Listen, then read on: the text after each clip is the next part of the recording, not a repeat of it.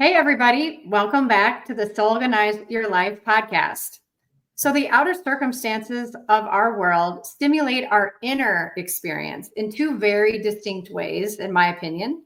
One is through the psychological distorted ego, and the second is through our soul's divine connection to all that there is.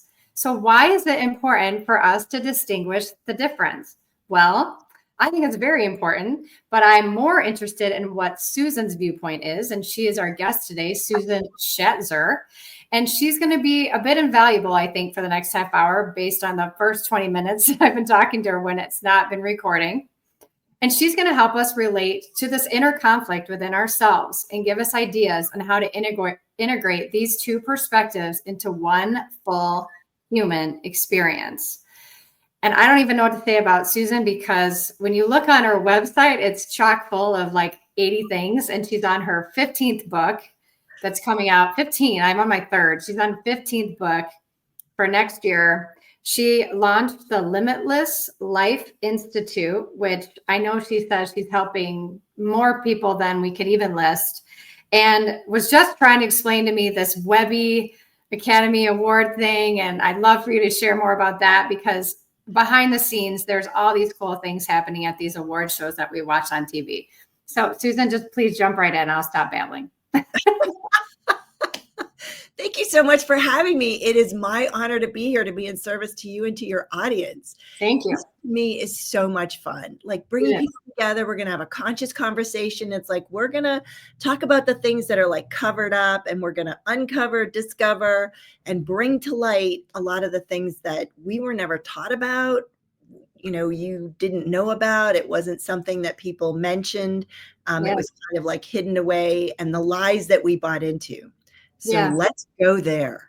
Yeah. And one of the things you said you help people discover their soul's goals, which, wow, like I've never heard that statement before, but that is what I mean by soulganize your life, right? We normally organize our life by this distorted ego.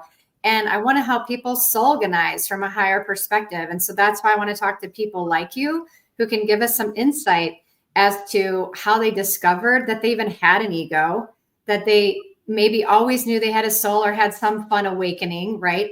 And then how they've integrated those two together and become a professional at helping others. So, one of my favorite things you said about the ego is it's not your friend. How did you know it was not your friend?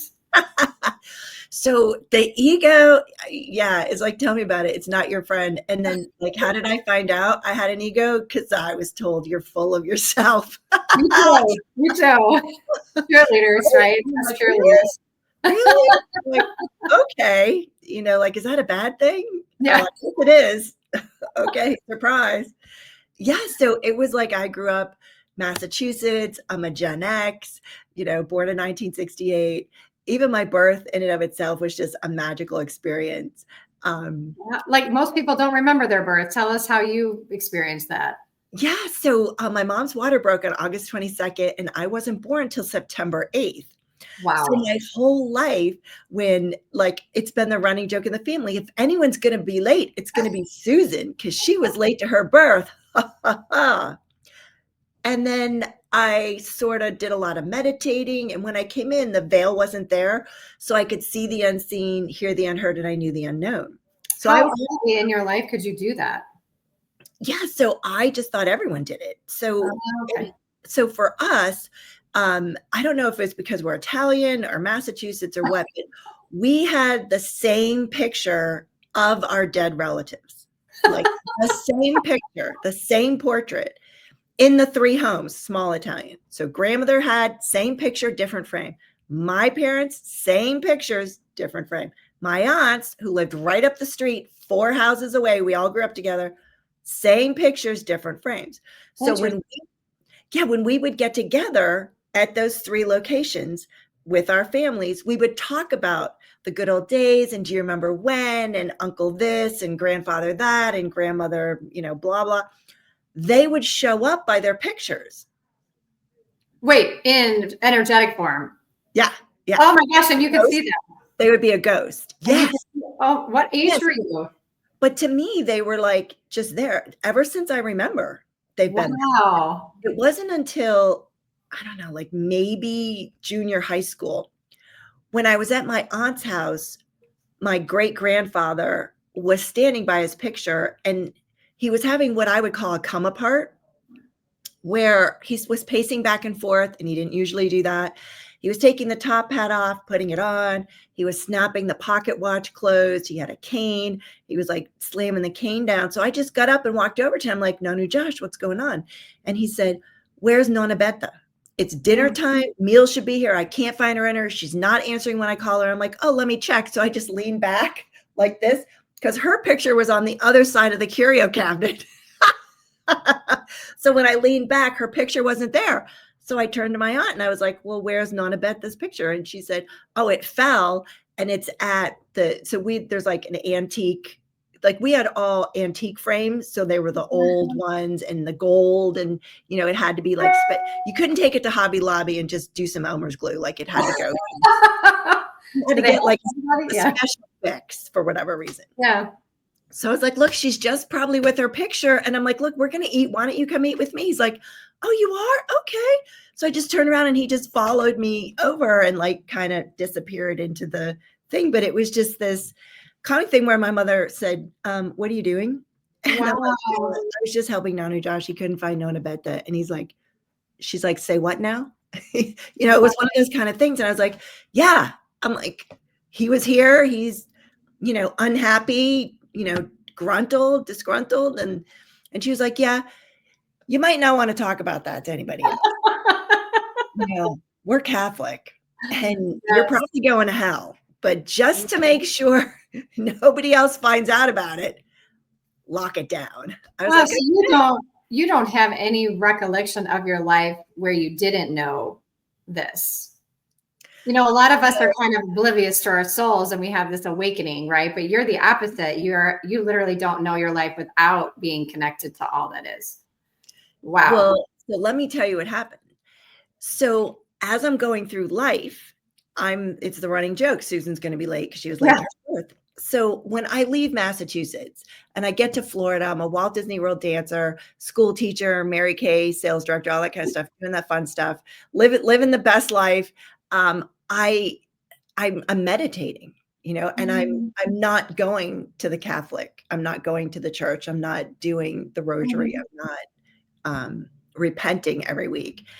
And so with that, I started meditating. Well, like an angelic, presence stepped in and she showed me where we're connected. So I was Jacqueline and she was Nicolette.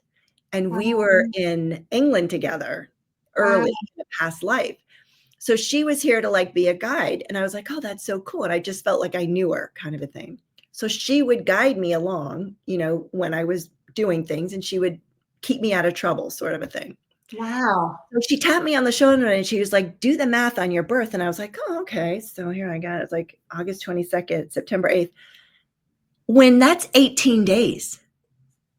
18 days. Yeah. I was like, what? So I turned to my dad and I said, Dad, did you know that was 18 days? He's like, of course not. How do you not know that was 18 days? He goes, we didn't track that stuff back then. We weren't doing it like how y'all do it now with the sonograms and the codes. And they didn't worry about the fact that her water broke. Yeah. Yeah. Right. So I was like, well, what did the doctor say? He goes, he told me to take your mother on a bumpy road every day when I got home from work. Wow. And that would get the baby out. Wow. So 7 days later, I was like, then what happened? He goes, well, after a week, I took your mother back to the doctor. And was like, okay, that didn't work. What else you got?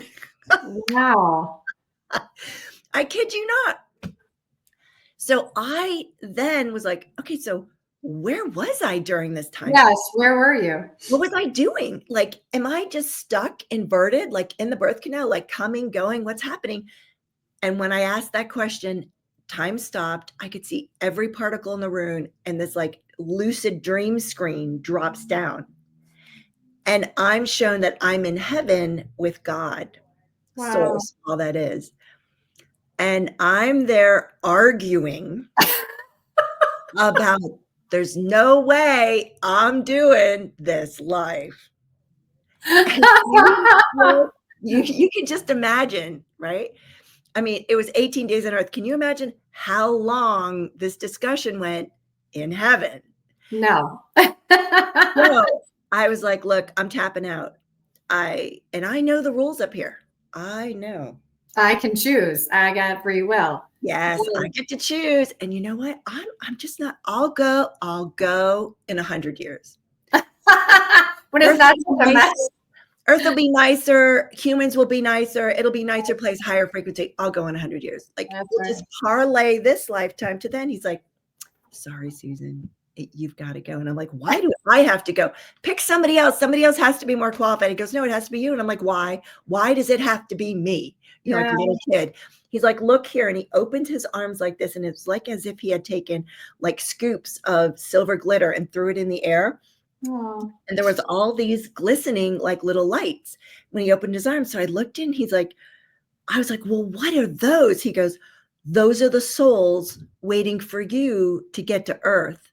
Wow. So you could help them on their soul's evolution, which is why they incarnate here. Wow. Yeah. So you had to come. Like we'd all been waiting for you. We're like, we already made a plan. We're down here. Wow. How awesome to get to know that. How awesome to get. I don't know if it makes you feel any better or not in your human body, does it? So I knew, but you forget when you come through the birth canal, you know, you go through the amnesia process. So, but I knew up there that my life was filled with disease, illness, heartache, betrayal, like from the moment I took my first breath, it was game on with problems, challenges. It has not been joy, fun. Yeah. Wow. Wow. So, you know, some of the people that I've heard who've gone through like traumatic experiences, like human trafficking and things like that. I don't know if you ever followed Teal Swan or someone like that, where they talk about like, it's so messed up to have all of this knowing about what you can't see and be sort of what I would consider a blessing, but then have to live in a human traumatic experience. Is that sort of what you experienced or continue to experience? Well, yeah, there's an element of like, I know like why I'm here. So that's where the soul's goals comes in. Yes. And I never intended to do this. Like I was a lifeguard, dancer, school teacher, Mary Kay, like never thought I'd be doing this. Like this was so not me. And I'm still not even like fully, you know, on board with the whole thing because, you know, basically we're taught that you have to go learn something to then teach something. Yeah. Right? Like that's how you become skilled. That's how you become successful. That's how you do business. Well, like no one taught me to do what I do, you know, and I don't even know what I do. Like, I don't know how I do what I do. I did meet a woman who said she does have the scientific words. Like she can validate what I'm doing. I'm like, well, we need to talk. I don't even know what I'm doing. She goes, yeah, there's science that validates everything you're doing. I'm like, okay, yay. That's a good sign. Yeah. And so maybe that's part of the reason why you're born now, right? Is to merge those two and to help everyone get on board. Yes. To raise the frequency, to support people, to help them get out. So that's what I noticed. And I was like really big on like, oh no, that can't be me. Oh no, that couldn't be me. And finally my friends were like, look, Susan, like you totally changed a lot of things for me. And I was like, what? Because I called you a liar? They're like, well, you told me where I was like believing something that wasn't true. And I can see that. So I can see where the locks, blocks, and stops are because people show me their lifeline this way. And I can see all the way back to what they first chose to be or do from God, from source. And then all the lifetimes leading up to now, and then what's projected into their future for their lifetimes. And then their ancestors are shown this way to me where they show me what's passed down from generation to generation to them what they got. And then karma spins this way. So I can see what karmic is happening. Yeah, it's so fun. So doesn't sound fun. Sounds like a tornado. It is. That's what it looks like. That's karma. Exactly. It's a whirlwind. It's a spiral. It's a tornado. So I have an angelic team, an indigenous team, and a galactic team that I work with. Wow. So do each of you. So Yes. we have your team there, and the target is to, so many of us are not doing what we came here to do. So your soul chose this body, this lifetime, these parents, this location, because there's a specific goal or purpose or strategy or experience that you need to have for your soul's evolution. Wow. That's where they come in, because people aren't on track and they're wondering, like, why nothing's working, why they can't figure it out, Mhm. why A plus B doesn't equal C, there's all of that. And we're in a trauma drama, polar based third reality, simulation, illusion, holographic reality. Yes. So now you're playing in my world. So now that I have an idea of like what you can experience, Uh-huh. why do you think, because you developed one, why do we develop an ego? I mean, someone as soul connected and understanding as you are of energy and the simulation, why do we still create an ego? Even someone like yourself. And when do you remember noticing it? So an ego comes because you're not in the highest frequency that you can be. Okay. It's like your safety net. Your Mhm. ego will catch you, right? And you'll be like, oh, I'm okay. I'm okay. I'm fine. I'm good. Like, it'll catch you at your safety net. So on the emotional scale, the emotional chart, the highest frequency you can be is gratefulness, Mm. which is just below God's consciousness. Okay. So if you are creating from anything other than gratefulness, which is Mm. a frequency and a state of being, then you are creating from ego. Wow. So you said it's not your friend, but it is your safety net. It's the safety net that keeps you in place. It Okay. keeps the program running. It keeps you getting up in the morning. It gets you to sleep at night. Yeah. So even though as a child you are experiencing all these things, you're also being absorbed into other people's egos, like your mother's, right? Like keep a lid on it because let's not talk about that. And probably withhold some love from you. And that's your first attempt at a safety net, right? Or a protection of your ego. And then your ego is like, oh, hey, this isn't safe, right? If I want my mother to love me, because she just withheld love from me. And then you're walking through life. And even though you're having this awesome connection, Mhm. there's still a part of you that feels separate. Is that correct? Like you still feel like you're doing something wrong, maybe, or you need to protect yourself, or Oh, yeah, so I can definitely speak to that. So before you got here, and I have it like this is the prescription. So your angelic team gives me a prescription. I mean, I don't have another word for it because I don't yeah, even say I do, but it's a prescription. Like because I don't even know. I know we have to clear this level all the way first. Then that unlocks the entire second level of whatever it is for each person. And then that has to go. And then the next one. So what happens is, as souls, you already decided what you would like to experience in this lifetime. You signed up for everything that you have in your life. Everything. I agree with that. Yeah. And those people that are giving you those experiences agreed to give you the experiences, and you agreed to give other people experiences so both of your souls could Mm-hmm. evolve. Mm-hmm. And the way I found out about that was in the United States, we have it was new within the past like 2 decades, an Amber Alert. Yeah. So Amber was this girl that was abducted, and then she was moved all the way across the entire country. And everyone saw her and they had her out in the open, but nobody knew that Mm. she was missing. And so she gets to where they're taking her and they do the whole thing and she's murdered. So I went in and I just was like, why would you do that? Why would you use that? Why would you have that? And it was the most eye-opening conversation that I have had with someone who's crossed over. Yeah, and the other one was the boy from the dad. I can't remember his name, but he did America's Most Wanted. Oh, okay. His son was also taken from his mom, his wife, the boy's mom, in a mall. Wow. And was taken to an orchard and then was just brutally killed.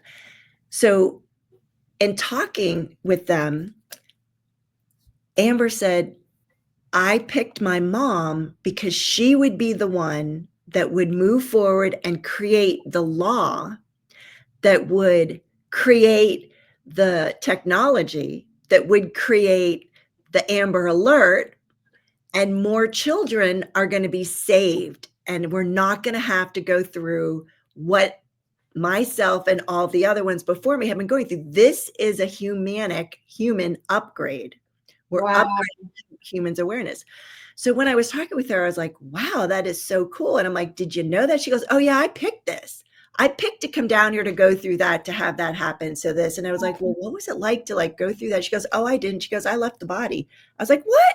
She's like, oh yeah, I wasn't in the body when all that happened. She goes, I have no trauma from that. That was just the body. I was like, that is so cool. I didn't even know you could do that. I didn't either. Right? So I was like, is that her ego that stayed in the body while that happened? Like, what would you call that consciousness? No, so it was just the shell. It was just the body. There was like nothing, there was no soul in there because she left and came, but that was her soul's goal. Like that's what she signed up for. That's what she came here to do. And in knowing that, I started to talk with babies who like didn't actually make it out of the uterus. And I was like, so what was going on? It was like, that's all I needed for my soul's evolution. That's all I picked this time. Wow. I was like, really? I mean, we're doing spontaneous abortion like so wrong. Like we're not looking at it as the way it's truthfully happening. Wow. And it was so incredible about, I would talk with moms who lost and dads who've lost their kids. And I would go in and talk to the kids, and the kids were like, nope, that's just what I needed. You know, I was only here for toddler. I was only here for the teenage years. You know, I was like, oh, okay. Like the soul didn't have a point of view of how long it spent here or what, it just needed to have those experiences. And that was it. And then they were done. They're like, okay, we're going to go. Wow. You know, Earth, it's our programming here. It's the paradigm shifts that we have here that lock us into actually not knowing. Like no one's asking a question. Questions always empower you.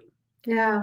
That's when I go in and I start looking at, okay, so what's true? Because if it's true, then it's true for every human being. So like looking at the death process, I was in a conference, I was teaching, and I had a group of women from the Caribbean and I had a group of women from the States. And we went to lunch, we came back. And when I was coming back in, they were in the middle of a conversation with each other. And so the Caribbean women were asking the women from the States, why do you do death and dying that way? And the women from the United States are like, what are you talking about? And they're like, well, we see people with canes, we see people with walkers, we see people with wheelchairs, you know, and then you go to the bed and then you're dead. And they're like, yeah, that's pretty much how it is. And they're like, well, how do you do it? She goes, well, we don't do any of that in the Caribbean. I was like, so I'm just listening to this back and forth. And the American woman looked, well, how do you do it? She goes, well, our elders come and live with us. And then we all get up in the morning and we go do our jobs, or we'll go in the fields, you know, whatever we're going to do. We go in the kitchen, whatever it happens to be. And then we come back and then they just don't wake up in the morning. Wow. And I was like, so if the way we did it was true for humanity, then we would all be doing that. And we don't all do that. So we are programmed to do that.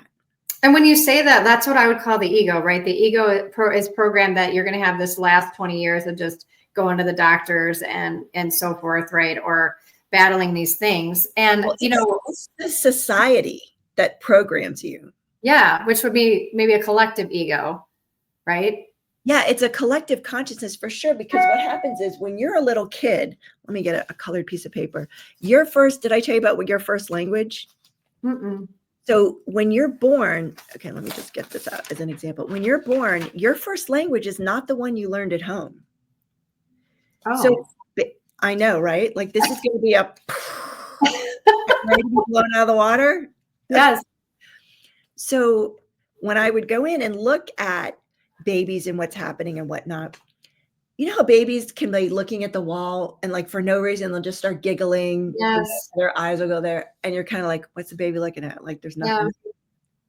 Well, there is something there. You know, Mm. when you see animals and the animals are like, what are they doing staring over there in a corner? There's nothing there. There is something there. Yeah. So you were taught your first language when you were a kid was energy. Wow. And you could read energy. You could see energy. Then you were taught that this frequency is pink. Mm-hmm. Mm-hmm. This frequency is yellow. Mm-hmm. Repetition, repetition, repetition creates the neural pathway. So that way, that frequency is that color. That's all you know. It Wow. can't be anything else than that. The same thing with alphabet, letters, everything. So that's how they get you in the box. That's how they get you in the matrix. That's how they get you programmed, so that nothing else, you can't see anything else than something that's found in the large crayon box. If it's not in the large crayon box, you can't see it. Wow. Yes, it gets better. I could keep going. So when you work with people, Illusion that we're in created that. But it feels so real. It does, because it's supposed to, because what you think about, you bring about. And guess what you've been thinking about all this time? What I see. This frequency is pink and this frequency is green or yellow. Yeah. So when you work with a client, like you said, like there's all these levels of prescriptions, right? Would you say rather than the ego being one singular thing, it's a bunch of limiting beliefs or blocks that you are given privy to in front of your client? And then you get to say, okay, we got to do the first one up here, the very top of the garbage pile. Yes. Right. And that person, and that's why we call it, why am I still working on this? You know, why does it feel like peeling the onion? It's because it really is. What'd you say? So this is interesting. So what happens is, there's a lot of cording. They talk about cords. And a lot of modalities talk about cord cutting. Mm-hmm. That doesn't actually work. Okay. So cords get cut, they just go right back together. So that's why you're not able to like get rid of something. Oh. Yes. See, what happens is it was connected in a different time and space based on a promise you made, a contract you signed, an agreement that's taken place, and then you're bonded. Okay. So you have to eliminate the contract, employment, whatever, contract, oath, vow, fealty, community, blood oath, promise, contract, and agreements. You have to get rid of that, and then the cords just drop. Okay. So but you're able to actually, without knowing how you can do it, you're actually able to read those things and help people work through one at a time and go. Yeah, I'm shown. Your higher self shows me what it is that is blocking, and stopping you.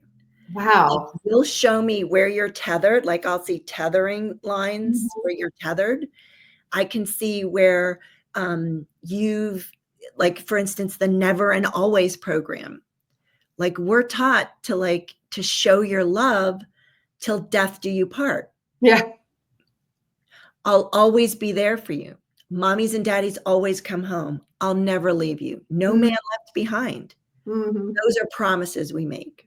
However, when you use the words always and never, and it can be used in that way, it can also be used where like you've had something traumatic happen and you're like, look, I will always remember that and I will never forget how you treated me. Yes. Never forget what happened. That transcends time. Those are forever words. always and never. Okay, that's a mic drop moment. Wait a second. Wait a second. Wait a I second. know. Yeah. Yeah. No, And then you show up and guess what you have to install? You have to install that again so you always remember it and never forget. So it's running again. So no wonder the collective ego is completely insane and out of control, and why it was so important for you to come, right? Because what you're saying is like nobody can really understand that, but I can kind of understand what you just said, because you wonder why. You said you even called yourself a pattern interrupter, I read. Yes. And so that's what you're saying. Yeah, so that's what you're saying. Like you have a pattern with your husband that you will always or never blah blah blah. Yes. And guess what? Now that means you literally have to come back to earth. You literally have to install that same freaking program. Yes. And you don't know any better because you're driven by your ego to, change this person. You're taught. Basically, you're taught. I mean, you wouldn't consciously do this if you were aware of it. Right. You just wouldn't. Now that you know, you will check yourself. I'm never going to say always or never. No, you just said never. I'm never. I just said never. You just double whammied yourself. I know. And this is how crazy it is. So this is what I do. So I look at it like you're in kindergarten, right? Let's just start with kindergarten. We'll start with the basics. Yeah. So you learned in kindergarten to count. So you're counting erasers and paper clips and clothespins for those of us who are Gen Xers, clothespins to put your clothes on the line. And you're doing like 18, 19, 20. Woohoo! Then you get to first grade and they're like, yeah, that's great. We're going to teach you how to add. So now you're doing 2 and 2 is 4 and 4 and 4 is 8 and 8 and 8 is 16 and 10 and 10, 50 and 50. Do you ever go back to counting? No. 88, 89, 90. Mm-hmm. You'd never go back, right? Because you're aware that there's something that's faster, quicker, and easier. And you'd have to choose against yourself to go back to counting once you know. Mm-hmm. Same is true with consciousness and awareness. Wow. Once you know, it's kind of like, well, I can't unsee that. You've heard people say that before? Yeah, like, I say all the time. Yeah. Now that I saw it, I can't. That's an image. Well, I know it. Yeah. Uh-huh. The same as with consciousness. Once you have the conscious awareness of something, you'd have to go back and choose against yourself. And there are people who do that. Wow. They'll say, I don't know what you did. I don't know how you did it, but I just can't do this anymore. I'm like, I get it. Wow. That's something you're ready for. Wow. And so now the only people who show up in my reality are the ones that are vibrationally, because like attracts like here. Yeah. So those that are vibrationally compatible with either an awareness I have that they're asking about, that I'm there to serve, to give it to them so their soul can evolve and keep going, and have greater ease, because that's the whole thing of working together. And I empower them. So it's like you get to become your own super person, Wow. not always needing to come to me. So there are tools and strategies and things that I teach that educate people, because we're pulling down everything that you thought was true that's not actually true, that's ready to be thrown away, tossed away, and just destroyed, so you can be the infinite being that you truly came here to be. Bam. But in the meantime, there's a lot of us that are pulling down and holding on as tight as possible and stressing out, and anxiety is through the roof. And this conversation just blew me away. It's way bigger than just I have an ego and a soul. I mean, you're talking about being able to, a soul that I can't even imagine, that can come to earth and see what you see and get all of the pieces, the helpers, the karma, the ancestry, the timeline, and you can lay that out. No wonder people would get overwhelmed, right? Like if I sat there, be like, wait, what? I'm supposed to be a fisherman? What? Yeah. Yeah. And I'll tell you, it is so, like the aha moments are beyond amazing for people. Wow. It is like, oh my God, that makes so much sense. Oh my God, I would never have seen that. I would never have gotten that. Like, that explains everything. Wow. Like, you picked your parents I believe that. and your kids picked you. So you know how, were you going to say no? I was going to say they're not conscious of that. So, yeah, they did. Yeah. Yeah, they did. They picked you and your husband, or you and their father. Because, Yeah. like, in my case, like, it's not my husband. It was Yeah, his no. father. Mhm. Yeah. So, you know how you're more conscious than your parents? You're more Mhm. aware. Well, our kids are more conscious than we are. I agree with that. I agree with that. And so that's how we move up on the conscious awareness, increasing, getting greater ascension process, moving towards enlightenment. So for those of us who want to awake, right? You're Uh-huh. saying even though my kids are more conscious than I am Yep. coming in, Yep. right? Not that it's a contest, but it doesn't mean that I can't become as conscious, right? If I work with someone like you. Yeah, there's not a more or less. So that's where polarity is. Yeah. Like, we're in a good, bad, right, wrong reality. Mm-hmm. So everything falls under one of those. And that's what locks you up, because you're not actually asking a question. When you ask the question, that invokes a different possibility. So every molecule has consciousness. Every molecule. Wow. All the molecules in our bodies, all the molecules in the food we eat, all the molecules in our environment, they're all conscious. Wow. So I teach how to connect to that consciousness of the molecules to molecularly collaborate. And it's with a command, which is commingling, command, co-create, versus demand, which is destroy, demolish. Yeah. So we're going to command into existence that which we'd like to have in our life. So what happens is people come to me, their cup is full. If I start trying to teach them stuff like, we're going to make a mess on the table, it's just going to spill over. We have to take some time to dump out some of that cup to get some space in there. So that's what we do first. We do a lot of clearings. So when I eliminate things and I clear them, we go throughout all time, space, place, dimensions, realities, universes, non-universes, parallel universes, multiverses, the known and unknown, said and unsaid, acknowledged, like, there's a whole thing that we do that eliminates it, and we eliminate it from our body, being, or in reality.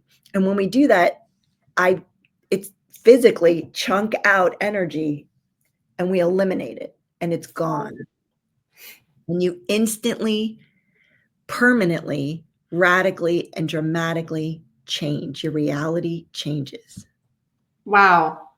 I mean, I can't even fathom that. But one of the other things I feel like I'm going to take away from this podcast is the power of our words. Because you even talked about the ego would demand something and the soul would command something. Yes. Okay. I mean, that in itself is so powerful, even for us people who can't see energy, right? To at least we know what we're saying, right? Yeah. We know what we're, You can see it. You've been just trained not to see it. Yeah. Like, absolutely. So once I untrain you, you can see it. Wow, that would be nice. And and then you get the knowing. And So it's clairvoyance comes in.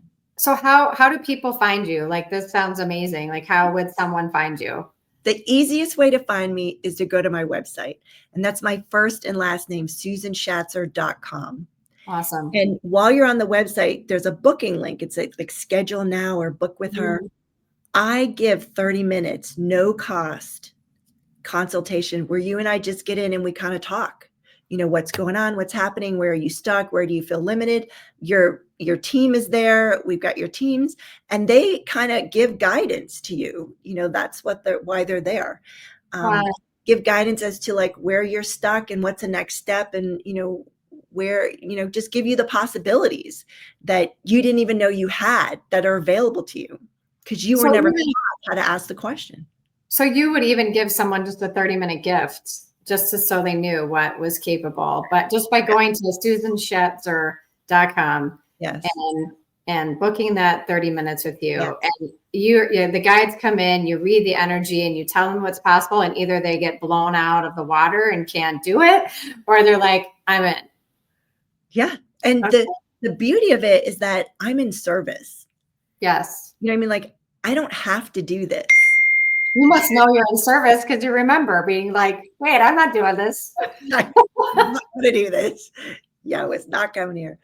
But to me, there is like this element of like, I know it's not about me. Mm-hmm. It's about you and you and you and you and you and you and you and you and you and you. That's why when I get on podcasts and summits, I don't talk. I'm like, let's clear what's not working for you. I'm like, this is who I am. This is what I do. Let's play.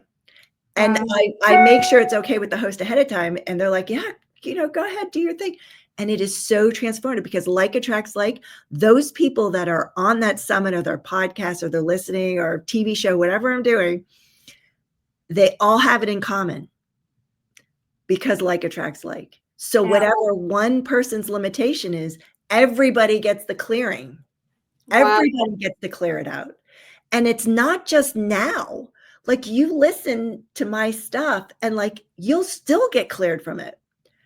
Like, so one person really can change the world in a way. What I'm doing for myself actually does benefit others in this regard. Yeah. Well, that's powerful because, the ego would tell you you're greedy or you're too involved in yourself, but you really are energetically helping so many others you won't ever know about. Yeah, because it's not about me.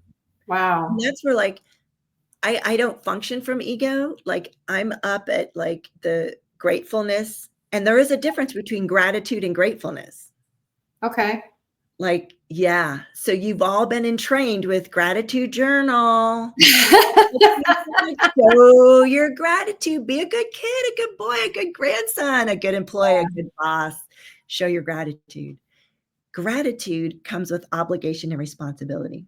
You have to do it. There's, you can't actually just receive the gift and go, hey, thanks. Hey, I appreciate it. No, you've got to like do more. Wow. When you're grateful, it's a state of being. I am so grateful for this podcast. I'm so grateful, Wynn, for your invitation. I'm so grateful for all the people that this information and consciousness and awareness is going to get to. Like, how many people can we unlock and like allow to just like, have a different possibility available to them? Like, that's the target.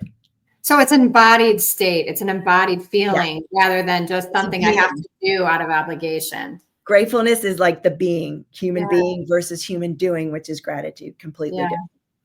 Wow. Thank you. Well, I'm gonna try to be in a grateful state of being. I am right now for sure. I'm very humbled that you accepted this invitation because you sound so much further along your journey, and I appreciate you. I mean, I'm trying to be in a state of gratefulness. Yeah, you're doing great. You got it. Thank you. We were divinely guided to be together to do this. And it has nothing to do with how big shows are. Like, I never look at that. I have no idea how big an audience is or how big you people are. Like, because that's not what's important. It's like, I'm here to be in service. And I'm like, it lined up where our emails connected, our schedules connected, and we're good. Yeah. Well, and your audience is way bigger than I can even see, right? I mean, it's everyone. It's all of humanity. So well, thank you so much. Thank you. All right. Well, I hope you have a great rest of your night. Thank you.